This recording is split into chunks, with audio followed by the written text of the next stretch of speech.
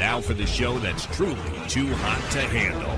It's The Melting Pat, and it starts right now.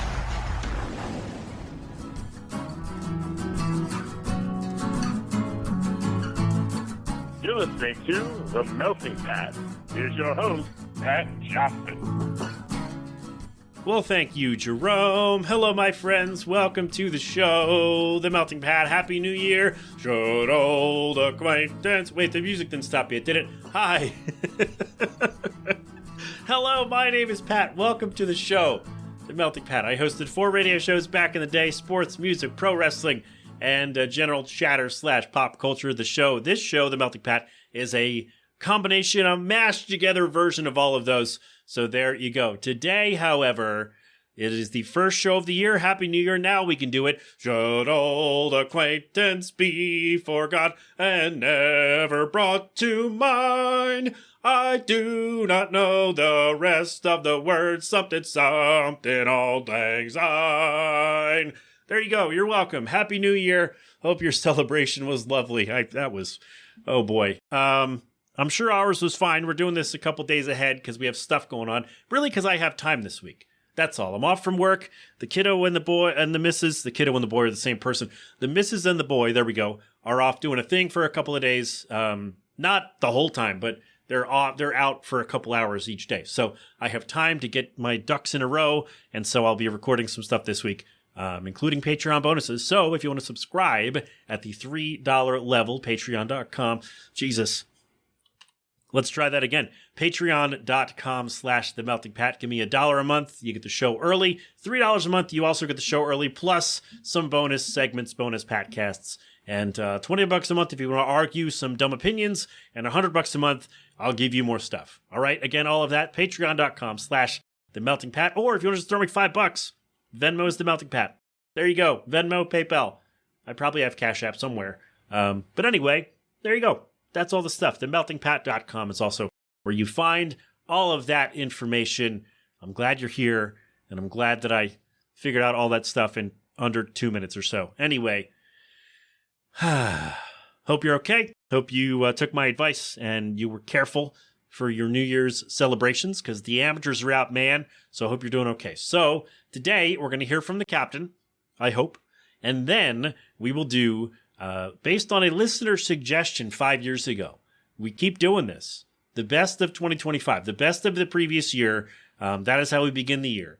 And I will say, patrons just heard this, so sorry you got to hear it again. But it's really fun. Like, I never thought of doing this until somebody said, hey, you should do this. Or like, have you considered this? And I hadn't. And I was like, all right, you know what? It might actually be fun to go back and listen to the fun stuff, the cool stuff, the conversations that I did over the last year, and it turns out that it's really fun to do.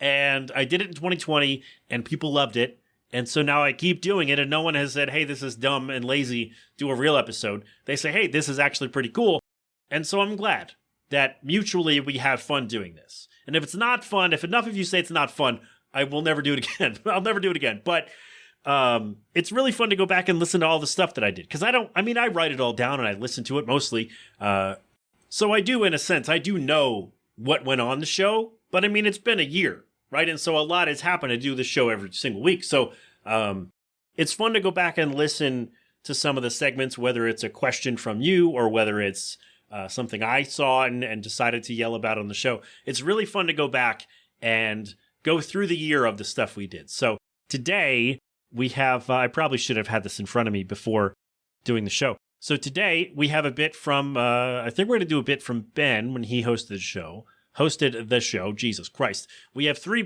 bits from 3 conversations, one with Jason Didner, one with Double Identity, one with Major League.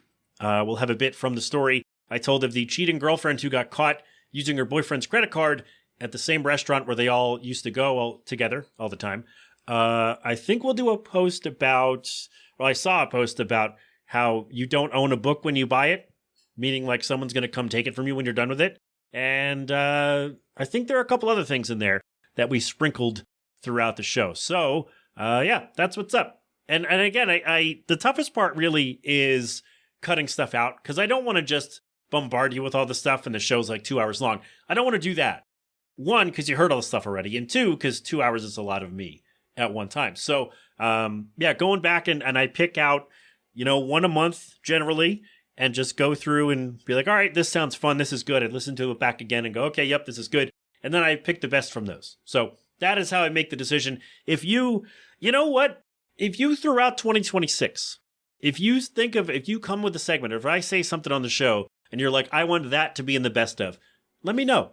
And then we can make this like a fan vote. I don't expect anybody to keep up with this. I don't even keep up with it. I do this all in the same day because I procrastinate or I legit don't have time to do it until I get a day off. So, and even days off are dad time. So it's really lucky that I have this time anyway. So there you go. So that's how I do it. I just go through myself. But if you hear a segment on the show and you want me to put it in the best of for this year, at the end of the Jesus Christ. If you want a segment from this year to go in the best of, in the first show of 2027, you let me know, themeltingpat.com. Let me know, I guess the episode number and, the general idea of what I talked about. And then we'll go through and we'll figure it out. And we'll do it ahead of time. Or if you send it to me, I will pull it out before the end of the year. So we'll have it ready. Okay? Yes? No? Upside down, great job? All right. Anyway. Happy New Year.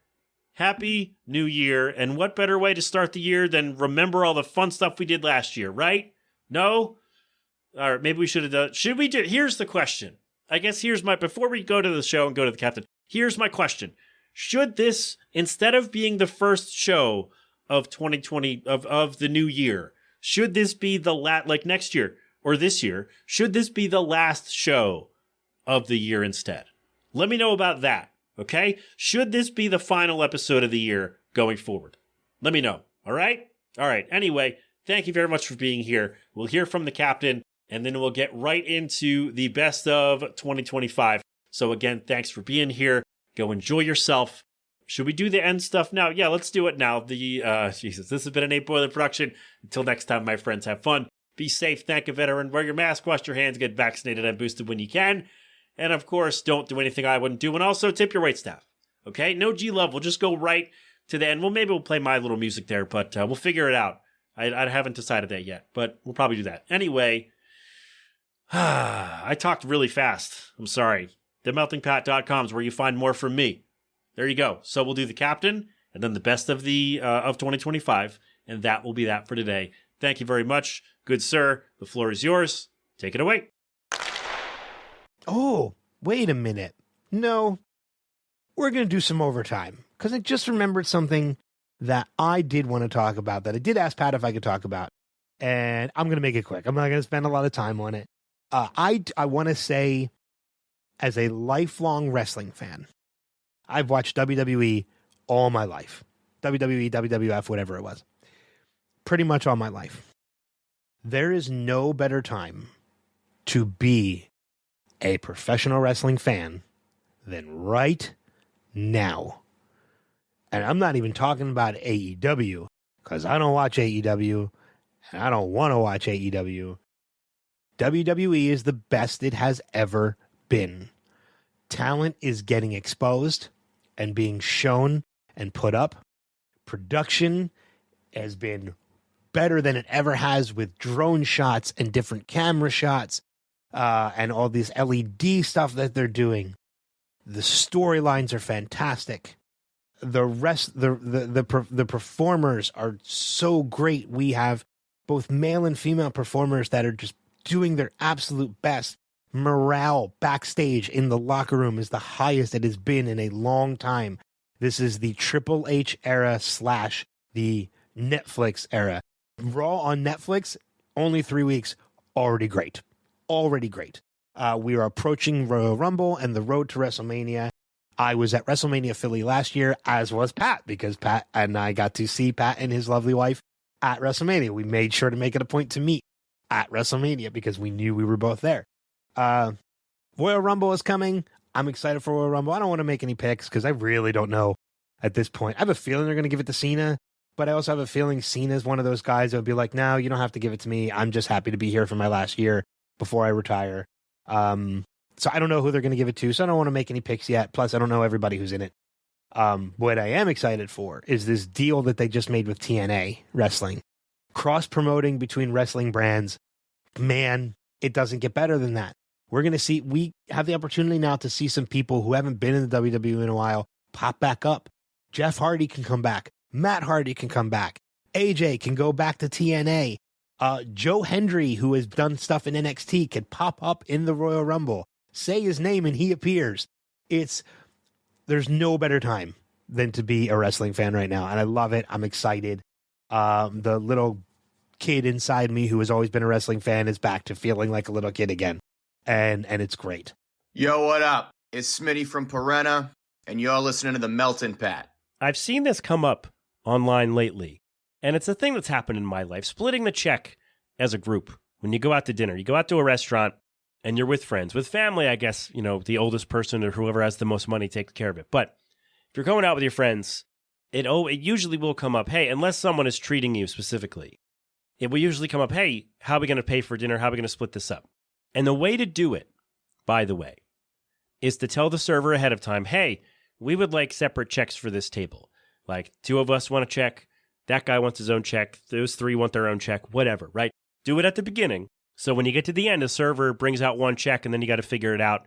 And then somebody pays for something they didn't need or whatever. So the way to do it, again, is before the meal really begins. Let your server know, hey, we're going to be splitting up the checks, and they'll do that in the system before it gets too hard to do it. But in reading some discussions about this online lately, there are a lot of people who don't do this and will want you to split the entirety of the bill at the end of the meal. And the problem that happens, or the issue that arises from this, is if you go out and you don't drink, but your friends do, your friends are spending more money. And by saying, hey, everybody pays evenly, you're subsidizing their alcohol, which is not fair. So if you only have a salad and a sandwich or whatever, a salad and a piece of cake, whatever, and you don't have, and just have water, right? You don't have the booze. And your friend orders the steak or the lobster and a cocktail or a couple of beers, right? It's not fair for you who didn't have any alcohol and didn't have an expensive meal to pay for part of the expensive meal. It's not right. And like, yeah, we can all split it evenly. No, dude, like my bill is $20. I'm not going in for yours. You're trying to get me to pay $50 to cover everybody's. No, like my bill was $25. I'm paying that.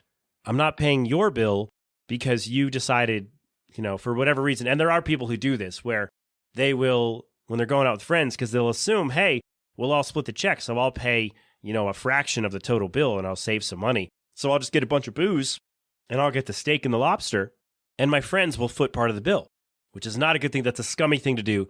Don't do that. And then they get all mad, like, well, what the heck? I thought we were doing da-da-da-da-da-da. Like, no, dude, that's a thought that you had. And there are many people who will say, no, if you're all going out together, no matter what, you all pay, like you split the bill evenly. Like, no, if I only bought a wrap and a soda, there's no way that I'm paying more than that for my food because you wanted the booze. That's your thing, man. If you have the money for that, by all means, go right ahead. But you're not expecting me to, I'm not going to pay for it. And then if you try to get me to do that, guess what? We're not going to dinner anymore together. Because that's not a nice thing to do, right? I'll put up more towards the tip, sure, but I'm not going to say, oh, we'll split the check evenly. No, because I know what I'm ordering and I know what you're ordering, and you don't want to pay for the full thing, so you're going to try to get all of us to chip in for what you get. And we're not doing that. But apparently there are people online who will, die on that hill, I suppose, and say, no, if you all go out together, you pay the same amount. Like, no, we all pay for what we order. We're all adults, and most restaurants can figure it out to have separate checks for the order, for the table. So there's no reason I should have to pay $60 because that's whatever the evened out amount is, $60 for an example. There's no reason I should have to pay that when my total bill with tip is $30.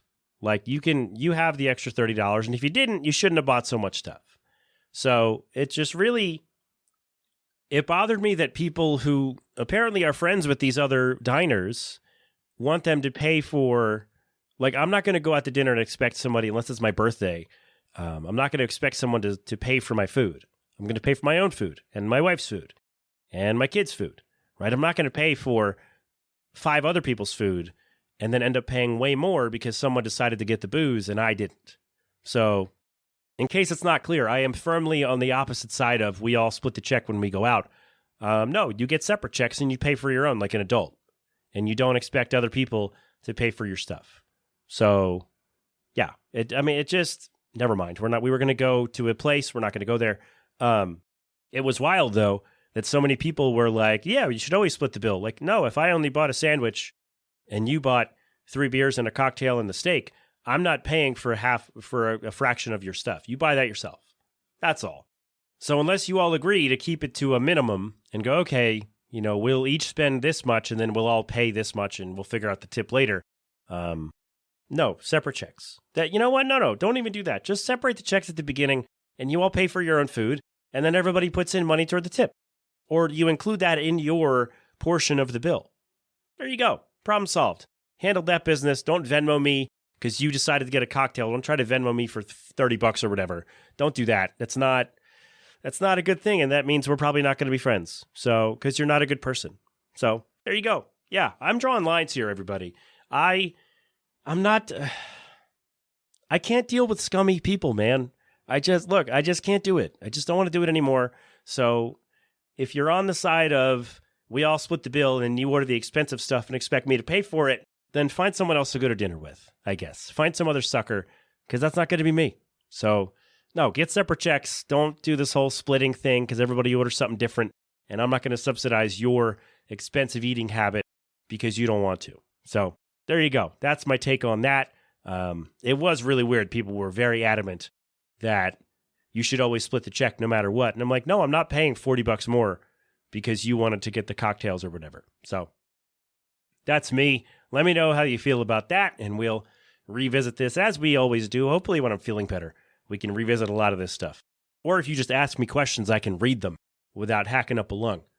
We'll see what happens there. But anyway, that's what I have to say about that. Hey, this is Dave Houligard from 12 Days in June, and you're listening to The Melting Pat. Crap open a cold one. Let me preface by saying, again, with the wealth of information that we can find, like almost instantly with our phones, or if you're at a computer, you can look something up or whatever. You can look it up on your watch, I guess, if you got a fancy watch. I don't know how those work. But with the wealth of information we have access to, the fact that people are just so dumb and will just say anything and just be so demonstrably wrong. This isn't about politics, by the way. But people are dumb about that too. But anyway, it doesn't sit right with me, man. Well, man, ladies and gentlemen, that people are just so stupid when we have so much access to the right answers. And all right, so just keep that in mind as we do these things. Well, for the first one, keep that in mind. So the original post was talking about how we don't own digital media, and this person was perplexed as to why we're all fine with that. This is a subject we've talked about on the show. When people complain about, oh, we don't have this, or like this left this service or whatever, well, yeah, because when it's on a streaming service, Netflix or Prime or Hulu or whatever, just because you pay to use that service, it offers you no ownership of that show or movie. You're basically renting it from the provider, right? So you're renting the movie or the show from Netflix or Max or Prime or whoever, and you don't actually have it. So it can be revoked at any time, whether it's a licensing deal or, whatever the case might be. It can be gone in an instant, is what I mean. And so the whole thing of like, oh yeah, we don't own our media anymore, which is true. And it's unfortunate because, hey, I want to watch this show and it's just gone. And maybe they never got a physical release, so you can't have it. So hey, it's gone. So I think there are programs where you can download that stuff, but let's not get ourselves in trouble here. We're not going to do that. We get ourselves in trouble enough on here. We're not going to do that. But so it sucks, right? And I get it. I understood the original point or the original post where we don't have. I'm taking off my headphones. We don't own the media. We don't own the shows. We don't own the movies. They're rented to us on the whims of corporations, which sucks. So I get it. And so somebody, they were talking about, physical media and books and stuff like that. Or you know what? They were talking about There's something going on with Kindle or ebooks or something like that, where like books are being moved around. I don't have a Kindle. I don't subscribe to that. I have the free trial for Audible, which ends soon. So I'll get to listen to one more book, I guess. But something's going on with that. And like, hey, buy books, people, right? So somebody commented and they said, you never owned the physical book or movie either. You were just licensing it. And I don't, this one's just so dumb that I'm not even sure how I'm supposed to ride with it. Like, how am I supposed to handle this? Like, it's just so you license. Okay. I think I know what they mean. Do you remember what I talked about several months ago, maybe a year ago, when those crypto dorks bought like the original Dune book for $3 million at an auction, and for some reason they thought they bought the rights to Dune and could make a new show or make a new something or other, like re-release something or other? Like, no, you didn't buy the rights to the property. You just bought the book. Like, you bought the physical book. And I think that's what this person was talking about. Like, we can't republish the work. Like, we can't pass it off as our own. I think that's what they meant by you only license the physical book or a movie. But look, man, no one's coming to take your books or your DVDs from your house. Like, the licensing company or the, whoever, some corporate fat cat, to be nice about it. You know what? We'll put a coin in. We haven't had a coin in a while. Some corporate is not coming to your house to take your book or DVD and give it to someone else, or like keep it in their own storage locker or something like that. Like, that's so stupid. That's so dumb. Like, you never owned the physical book. Yes, you do. You own that book. Like, you can't reprint it and you can't go sell it and make money, because then the authors people will go, hey, or like their publishing company will go, hey, that's ours. You can't make money from that. Like, you could sell it to a friend for $5 or whatever, and they would never know. But you can't like resell the work as your own. Like, you couldn't take a book, I don't know, copy the pages and release them as your own. Like, you can't do that. But that's not what anyone was saying. But the fact you never owned the book or movie. Yes, you do. You can, once you buy the DVD or the book or the whatever, that's yours to do what you want with. You read it, you can, then go donate it to the library. Watch it, go donate it to the library, give it to your friend, whatever. You can't copy it and sell it. Like, really sell it. You could sell it to your friend for $5 again at a yard sale, but like, you can't go to a mass merchandiser. You can't put it on Amazon and say, hey, here's this movie. I mean, you shouldn't anyway. But the idea that you didn't, so when you don't own a digital show or a book or a movie, the license holder can at any point take that away. Like, they can take it down from the digital store, take it down from the app, or take it down from the service or whatever, because it's not yours, it's theirs. So that is not the same as when you buy the physical book or the DVD. You can read it whenever you want. You can watch it whenever you want. Go to your bookcase, pull it out, boom. All right, we just watched a movie. We did this, we did that, right? Nobody from Netflix or Paramount or whoever is coming to your house to take back the book that you bought or the DVD or the whatever. And so the idea that you never owned the physical book or movie either, you licensed it. I don't understand what this person is talking about. Like, maybe they were talking about you don't own the IP, like you don't own the intellectual property. Sorry, let's cross the T's there. The intellectual property, and you can't repurpose it and make money from it. Like, that's maybe what they meant, but the way they worded it was you didn't actually own that book you bought. Like, you don't own the book that's in your hands, right? Like, I don't know. Again, with all the information we have at our fingertips, at a moment's notice, you could look it up instantly, all this stuff. And this applies to every kind of information that you can think of. You can look it up whenever the heck you want. And people just don't. They just don't have, I don't know, man. They don't have the mental capacity to realize how dumb they sound. And somebody brought this up that, like, the people online who are spreading this stuff, and a lot of people, not a lot of people, but some people blame COVID. Like, they could be younger people who lost 2 years of schooling and they had to do it virtually. And so you lose part of that. And I understand that. But I think a lot of these are older people who are just stupid. I think that's it. That's got to be it, right? I don't know, man. You never owned a physical book or movie. You licensed it. No, that's not how physical media works, bud. That's not like, that's how digital stuff works now. Like, you don't own a show on Netflix, but that you didn't own a physical book that you have in your hands and can read literally anytime that you want, or anytime you have time to sit down and read. And I just like the oh my God, the disconnect between what's real and whatever the this person was talking about. It's a canyon, the gap in knowledge. And again, the idea that we can look all this stuff up instantly, we can figure this out, and we just don't. And it's just so effing frustrating that I can't figure it out. Yeah, so apparently, according to this dope, we don't own physical books or DVDs. Like, people are going to come to our houses, suits are going to come to our houses and take them back and say, nope, you're done with that. You only licensed it, and we're going to take it back now, and we're going to go do something else with it.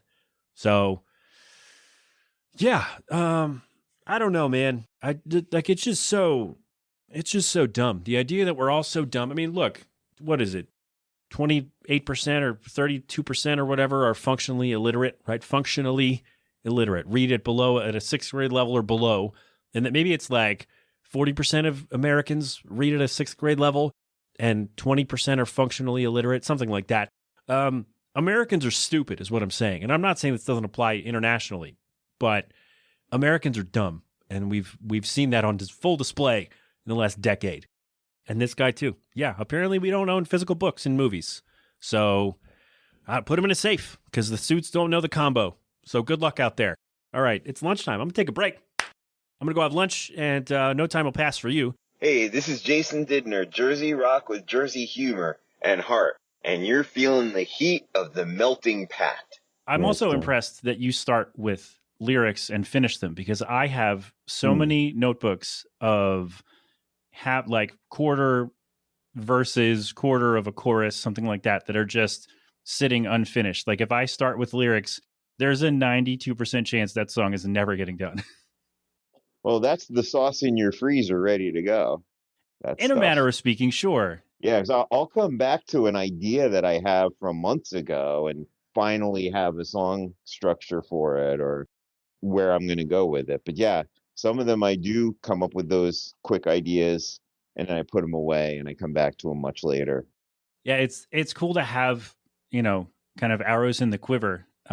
But you actually get them done, which is super impressive, because finishing songs is not the easiest of tasks. For sure, yeah. But I think when I have other songs that seem to live in that universe, I'll feel compelled to go back to my song notes and say, okay, well, I need this many more to have a complete conversation that can become an album, and this would fit with it. So I think that will usually push me off the starting block to say, okay, let's turn this into a song. Let's finally go back and reach back into the freezer, get it unstuck from the back, get it, pry it off the shelf, get the chisel out, right? And finally get in and make this, like, finish this story that we're telling, whatever that might be. Exactly. Yeah. Did you actually take an underwater basket weaving course, by the way? I need to know. Well, my mom had always used the phrase underwater basket weaving to hike on a school that doesn't have a serious academic program. It's like, don't go there. They only teach underwater basket weaving. My mom would say the course wasn't serious. Which, would actually be a very difficult class. Yes, that's exactly the conversation Amy and I ended up having. A bass player in our band who's much younger than us, she was taking college courses and engineering courses, and she wasn't available for a gig. And Amy said, well, she's taking heavy courses. They're not exactly underwater basket weaving. And I said, that would actually be really hard.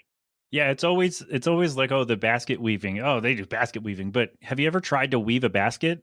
in the video, I took a basket apart that I bought in a dollar store and I tried weaving it together in front of the camera. And yeah, it was kind of tough. Yeah, it's that. Yeah, so then just do that in the pool, and there you Put the go. scuba suit on. Yeah, yeah. We've already played that song, but I wanted to have you, since you're here, I wanted to ask you about it. If you've ever have you ever gotten an A? Did you get an A on that? What do you think? What would you give yourself for that? For entertainment value, I'd give it an A. For basket quality, not much better than a D. All right, so we average that out to what, like a like a C plus, B minus? C plus, sure. Hey, that's passing. You passed. You still get to graduate. Okay. Your D final for degree. elective. Yes, your final elective is done. Yep. Fantastic. Hey, this is Jim from Prime Birds, and you are listening to The Melting Pat. We're here to talk about a song. Yes. And I'm here to talk about The Hungry. I don't know why I clapped. There was no reason for that. Sorry to clap in your ears. Because it's good. Yeah. But you also kind of changed your name. Yes. You dropped the band from your name. Now you're more edgy. But really, like, what? So what was the deal here? Did you finally decide we're tired of writing all this out, or you drew the O with the line through it and thought it looked awesome? What happened there? Well, okay, because I had been wanting to drop the band for a long, long time, but Courtney didn't want to because we had kind of already established that that's what it was, and we had the logo. I was trying to go for like branding. What's the word? Anyway, long story short, you know what I mean. I hated it. And I kept wanting to drop it because everyone would just say double identity anyway, right? So then it's like you had to do a disclaimer every time. Now you still have to do a disclaimer, and it's arguably harder to get people to understand, but like I like it better, so it is what it is.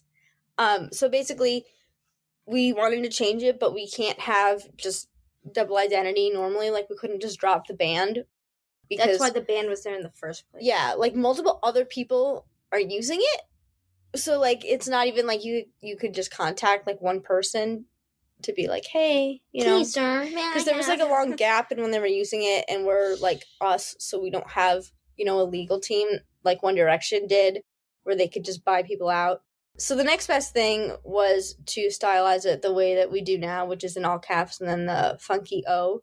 I don't know if that means it would technically be pronounced differently, but that's not really any of my business. Because this is how, like, we're just pronouncing it double identity. Oh, Lolo doesn't pronounce Lolo, it. because Lolo does that too.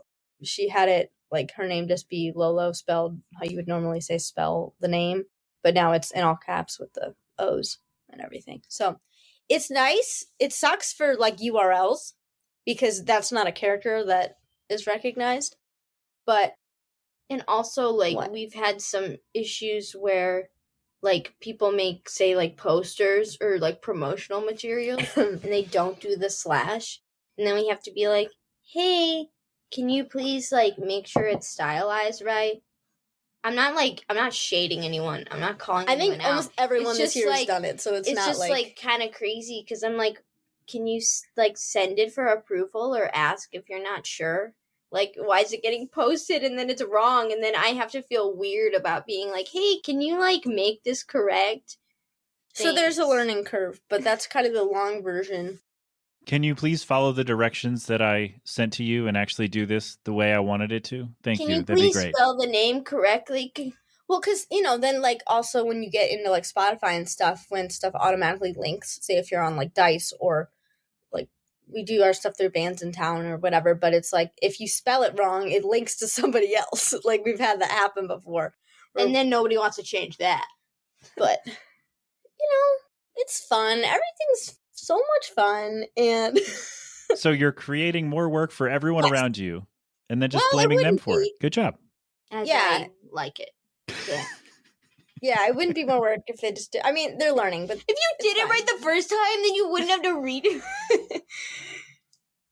Yeah. But yeah, basically, I didn't like the band, so we changed it. Well, the first time you were here, the band broke up. So that's great. Yeah. Which I actually did listen Band's not together right now. to our first interview because I had to remember, well, because I don't remember things, but that's why I have them recorded. When was that? That would have been June 2020. Oh, wow. It's almost 5 years ago. Yeah, a lot has happened since then. And I went back because this song, The Party, that we're going to play and we're going to talk about, sounds different than your other stuff. It sounds heavier. It's just there feels like there's been a shift here. So I went back and listened to, because I always ask musicians about their songwriting processes. And what you said was that Arden writes 75% of the songs before Courtney's allowed to come into the room, and also that Courtney's not allowed to sing. So I'm wondering, with this new song and maybe this new direction for the band, has that process changed? Courtney is allowed to sing.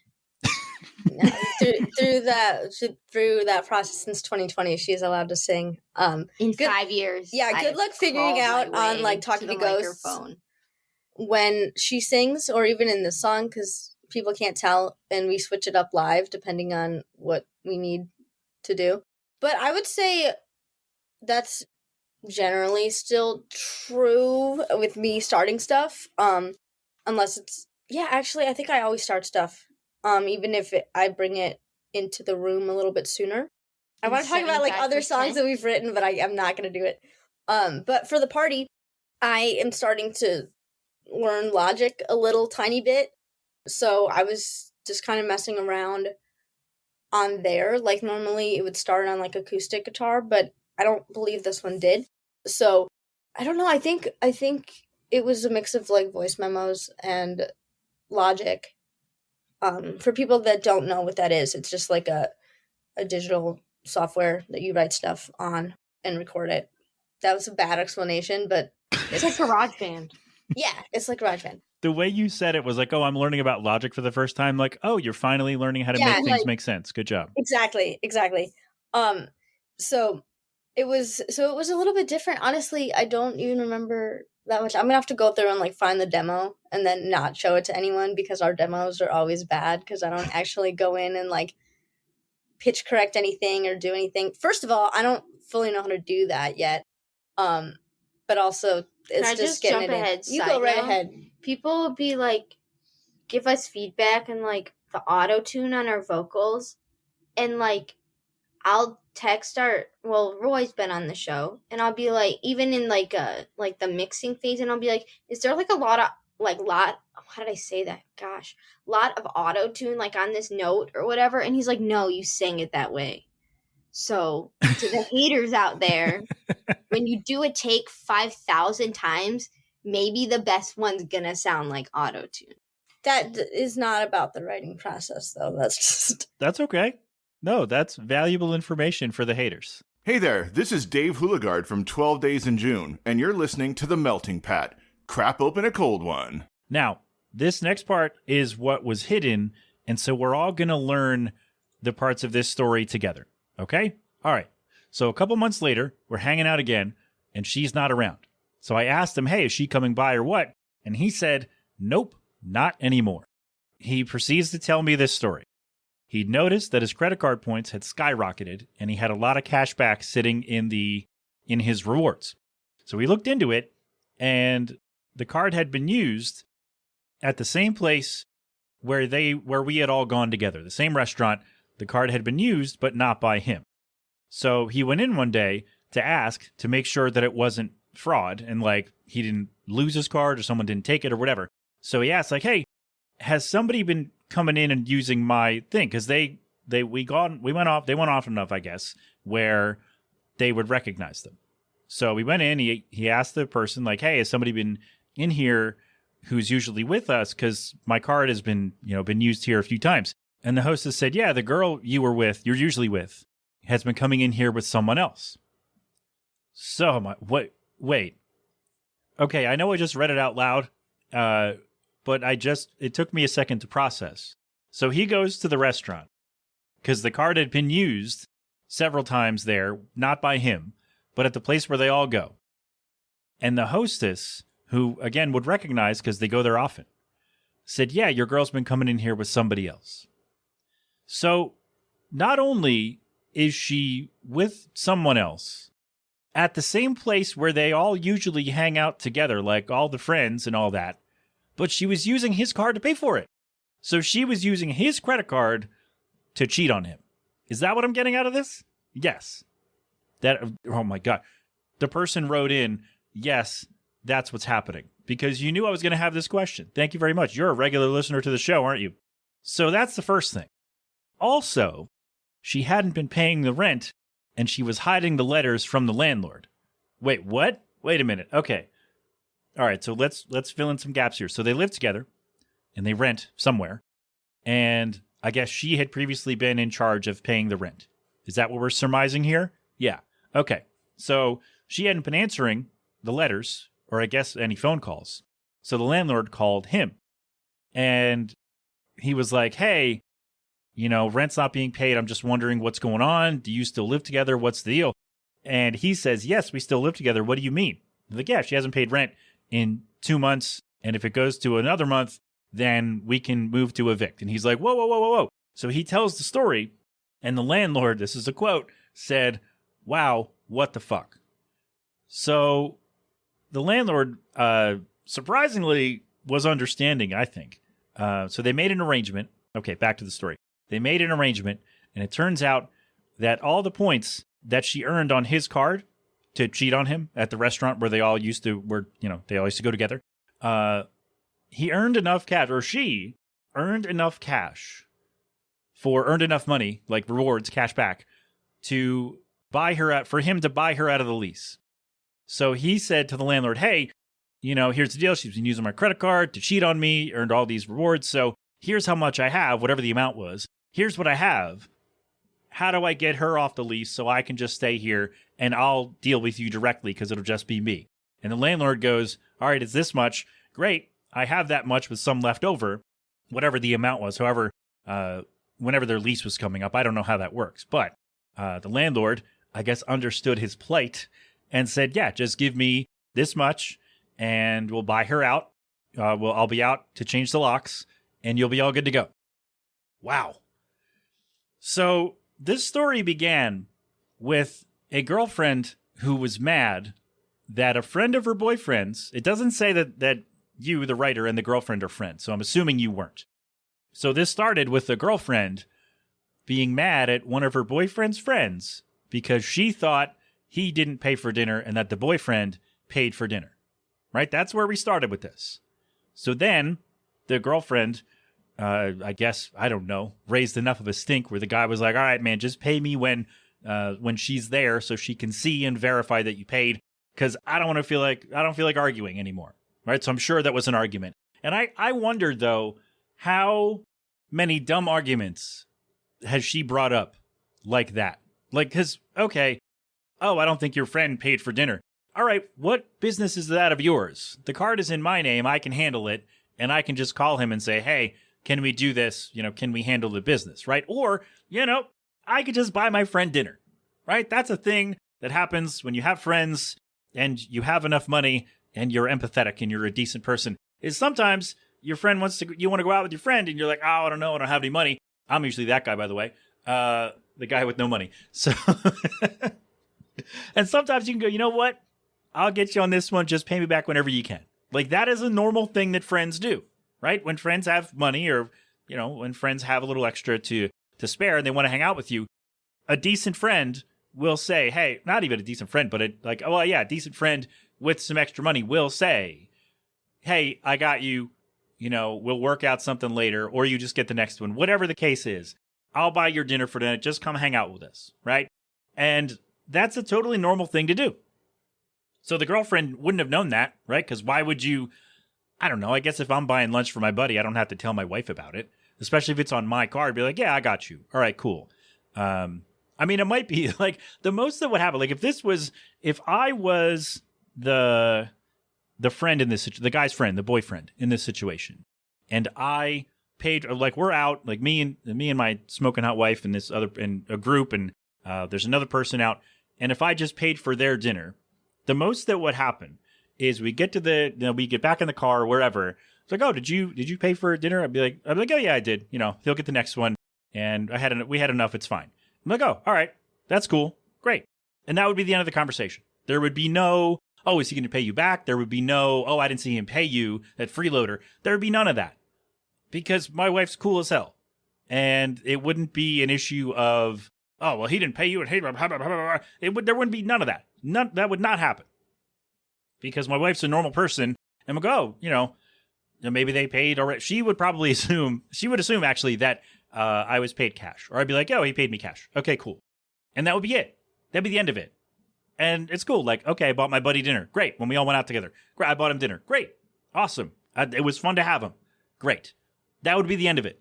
That'd be all that was said. There'd be no big argument. There'd be no, well, he didn't pay this, and there'd be nothing.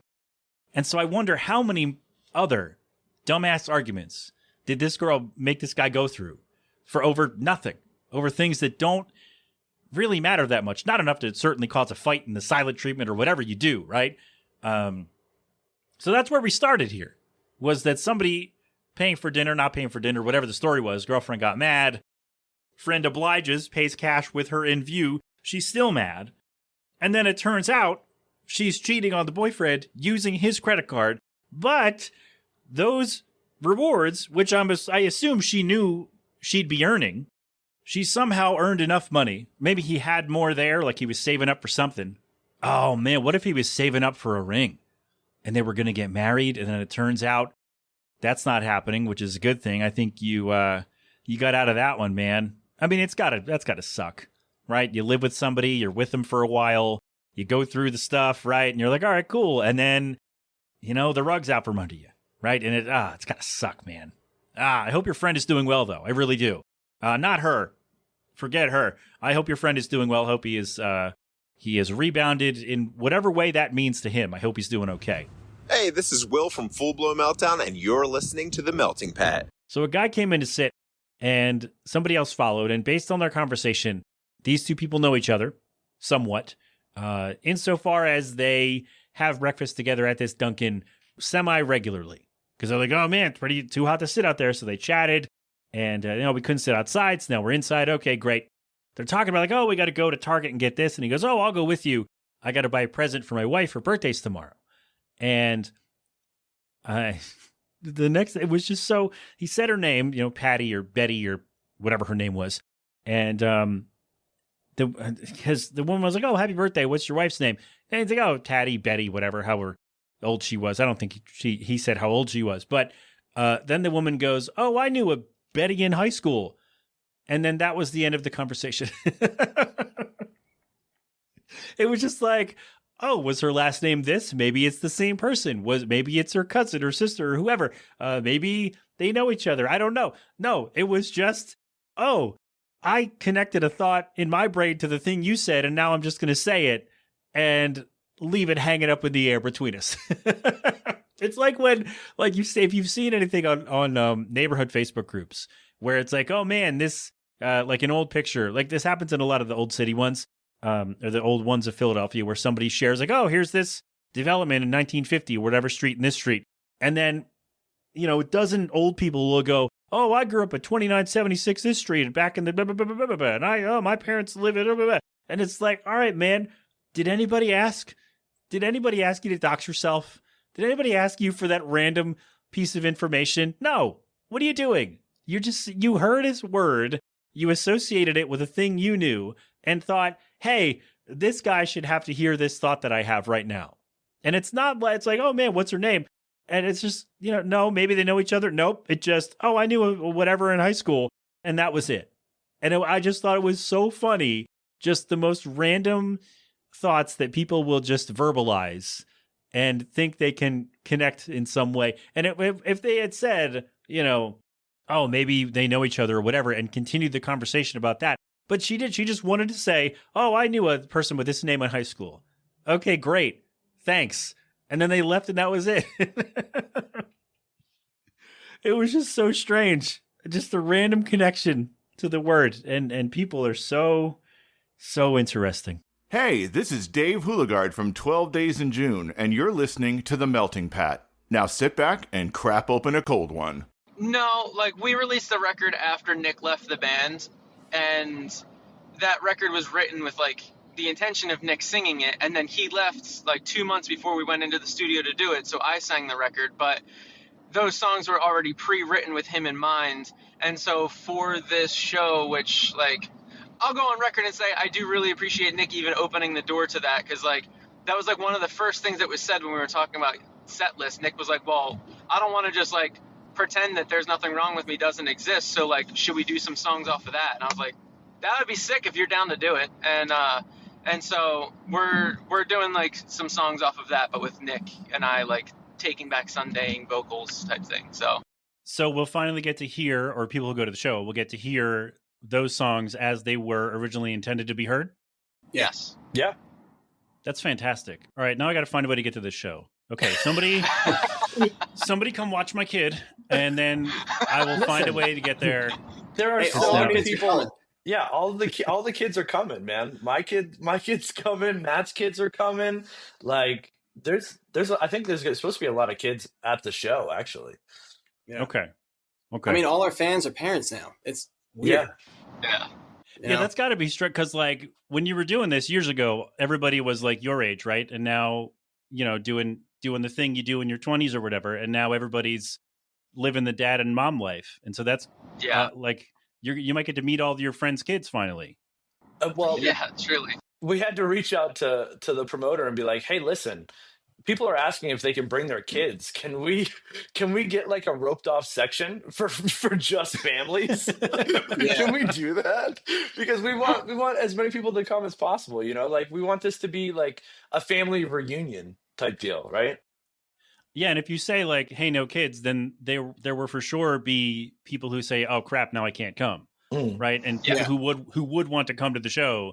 So now that's really cool that you're opening up that avenue to say, hey venue, can we get a section so everybody can bring all their damn kids and we can all have fun together, like as a community of what this band will be.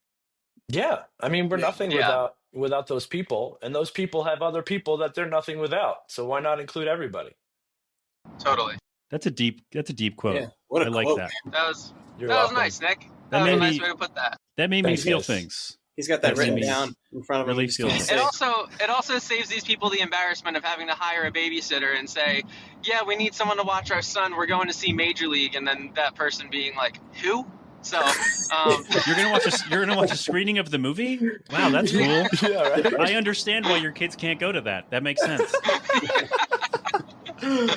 I think it is really cool too, because, you know, like Brian said, like I also haven't talked to Nick in 13 years, and you know, this will be the first time of like our wives meeting each other, like our kids meeting each other, and you know, it's just it's a crazy way of having like a full circle moment all at once with like, you know, with the show and just everything revolving around it. That's so cool. Also, Nick, did you just owe everybody money? I think is that what happened? You just owe everybody money and they stopped talking to you? Here I thought Matt was the problem. Now it turns out it's Nick who was the catalyst behind the breakup. And it was all my I will say that, yes, it was all my fault. Well, they do say don't trust people with mustaches, and you know, you are living up to that right now. You're welcome. I'm trying to make good content. Christ. Don't trust them around your kids, I guess. Isn't that what they say about guys with mustaches, right? No. Is that not? Oh. I can't remember the comedian who made that joke, but that is not an original thought. I work at a high school. It's great. Of course you do. Of course you do. If I had to guess what your job was, that guy looks like he works at a high school, of course. Yep. So, okay, do your high school kids... out near one. Kidding. Nick's a great dad. He's got to be a certain distance away, right? It is the back of the high school is where I work. This is slowly turning into that episode of Always Sunny where Frank's like, I don't kids. Like, it's like the more you say it, the weirder it gets.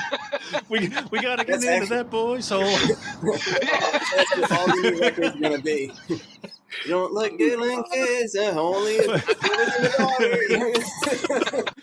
No, Frank, you can't say that in the song. That makes it sound like you're covering up the you little kids. I need something to drink. Oh my god. We gotta write a song about it. Frank! Oh, Christ. All right. This show isn't near a school, is it? Is Nick going to be able to go? Oh, God. Oh, jeez. All right, I was going to ask you about songwriting. How do I get back to that? Okay, I was going to go right out after the Major League clip there, and then I listened to it and was like, that sounds weird, but is it any weirder than this? I don't know. Anyway, there you go. That is, as far as I heard it, the best of 2025. Thank you so much for being here. Again, if you contributed to this, if you listened, shared it, were on the show, made a suggestion at any point in 2025, thank you. Thank you so much. I will try to keep it fun and interesting and maybe have more guests. I hope. Depends on time for 2026. So we will do our goddamn best, and we're going to have more fun, and we're going to keep it interesting and do all the stuff I just said, and I repeated it for no reason. Anyway, I'm going to go now. I love you. We'll talk soon. Go crap open a cold one.